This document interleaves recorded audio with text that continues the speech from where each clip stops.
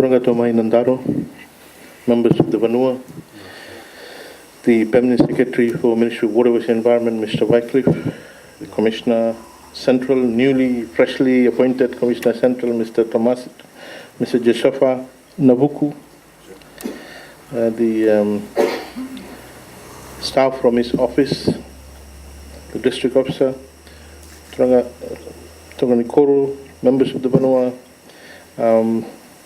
Director, Waterways and Environment, Director Operations, Director Research, Engineer Rajiv and other staff, the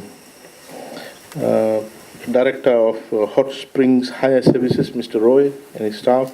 Ladies and gentlemen, Blovinaka to you all. Ladies and gentlemen, it's a pleasure to be here today. Whenever we have an opportunity, we try our best to go down and meet people in the interior and the Maritime Division, because sometimes people think that because they are in the interior or in the remote places, they are forgotten. But our presence here is also to tell you that you are never forgotten. You're never forgotten.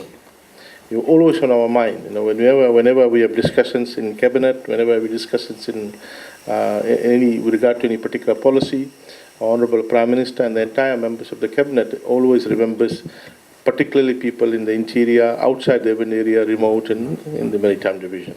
So I bring to you warm regards from Honorable Prime Minister, Honorable Joseph Banyamarama, who is not here today, who is last night, I think he left for New York, I think. Ladies and gentlemen, we are here today to commission this very important project, the project of securing and protecting our riverbank. As you all know, the rivers and estuaries and waterways play a very important role in our life. In fact, our entire life, the Fijian communities and also the Melanesian group in the entire Pacific Island countries, our life revolves around waterways. You know, we use waterways for bathing purpose, we use waterways for transportation purpose, we use waterways for farming, we derive our food from waterways. You know. So, you know, if you look at these settlements, you know, ancient settlements, villages, they're all located along waterways, you know, where it is possible that the villages and settlements are located alongside waterways. You know, and those you know, the life was intertwined, and you will see ladies, you know, mostly, you will see them spending a lot of time near waterways, you know, sourcing food, you know, taking water for consumption purpose, you know, bathing and washing, and unfortunately, over the last 2 to 3 decades, changes in climate and also our own conduct, farming systems, you know, increase industrial activity, mechanical activity, logging practices have now threatened the very source of our livelihood, or is threatening the very source of our livelihood, that is waterways.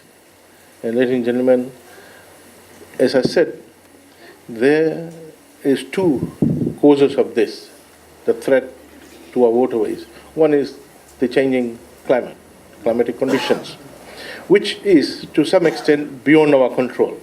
And to deal with that, we need to build resilience.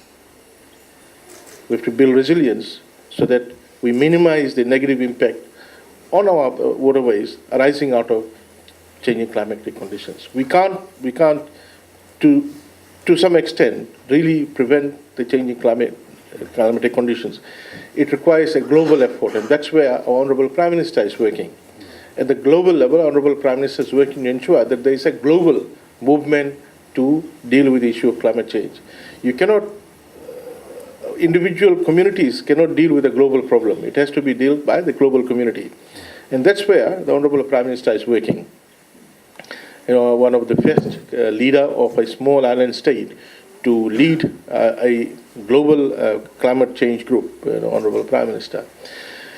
Back here at the local level, we try to do what we can to build resilience, you know, to build resilience in our community, to bounce back from the shocks, or also to minimize the negative effect arising out of this impact of climate change on our natural capital.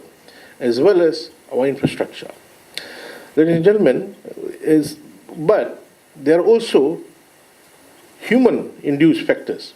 Our own conduct, our own activity upstream in the catchment, what we do, how we undertake, the agricultural activities that is resulting in, movement of large amounts of topsoil into our waterways, coming downstream and reducing capacity of our waterways. The volume of discharge that is, used to exist now is not existing in our waterways now, because one of the reasons is because of erosion of soil from our catchments due to agricultural activity, which was not happening that time. It's now happening now and coming down and blocking and raising the capacity of discharge of our waterways. Secondly, the activity happening up at the catchment with locking, etc., because it is not monitored and because the conduct is not defined to that extent, some of the materials left behind from these logging activities are now finding its way into the waterways down to the downstream waterways here and clogging up our crossing systems, clogging up our culverts, and also again reducing the capacity of the waterway in terms of discharge. Also, it is now threatening our infrastructure, threatening our bridges, threatening our infrastructure alongside waterways. Ladies and gentlemen, also our own activity with respect to disposal, of remains, waste material, litter. And therefore, the equation is not really totally very neat in terms of saying that it is beyond our control, climate change is beyond our control. A fair amount of the causal factor is within our control. Fair amount of causal factor is within our control. Our own conduct, our own behavior, and how we protect our waterways in terms of ensuring that as a community we mobilize and ensure that we set up rules of conduct of how we're going to look after our waterways. Activity right alongside the bank of waterways will destabilize the banks and lead to erosion of our banks. We have to ensure that instead of destabilizing river banks, we stabilize and we make it stronger. We protect it, we bind it, and there are nature-based solutions to bind the banks of rivers. Recently, about 2 weeks ago, we launched a major project led by the community themselves of planting vetiver grass alongside the river banks so that it will bind and stabilize the bank so they won't erode. Ladies and gentlemen, we need to protect our own very source of livelihood, and we have to mobilize as a community. Leaders of the community, leaders of informal institutions, religious institutions, all have to now speak, not only about the scriptures, but also they have to rise and speak about how we should conduct ourselves in terms of protecting our natural source, our natural capital. Not only for ourselves, but for future generations. Because we have a responsibility to ensure that future generations also benefit from our natural resources, natural capital and environmental resources. It's their right, and we should not deprive them of our right by our own selfish motive and short-term gains. Ladies and gentlemen, today we are here to not only commission, as we have done, the riverbank project, but also to remind you all that we have a responsibility of protecting our waterways. We have mobilized teams to ensure that willy-nilly people don't litter and throw rubbish in our waterways and block our waterways. We will prosecute them.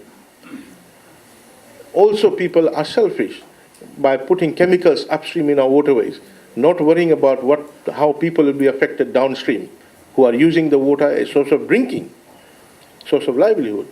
So, ladies and gentlemen, we want this word to spread, that we all want everyone to take responsibility and ownership of protecting our waterways. Ladies and gentlemen, today we are here to commission, as we have done just now, this work, which will be constructed by Hot Springs Hire Services, a bank protection work, which will include Gabion box retaining wall and groinons. It is a 112-meter long riverbank protection work, which is to the cost of $431,333.17 VIP. It's no small work. It's a very expensive work, and it's the amount that we are spending here, over 400,000, demonstrates our commitment to protect and secure your community, Turanga. Our government's commitment to secure and protect every community. You will have noted last budget that Honorable Minister for Economy, Honorable Syed Qayyum delivered. The theme of that budget was to secure and protect our communities.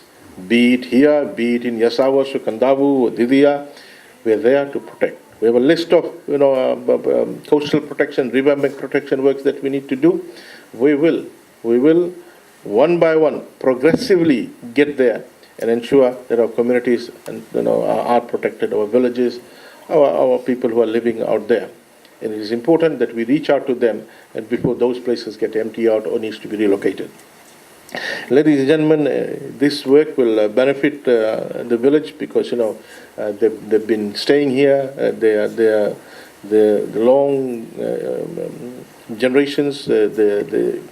They have got long, strong memories of this place. The emotions are tied up here, and we need to ensure that this community is protected and secured so that they can continue on with their life.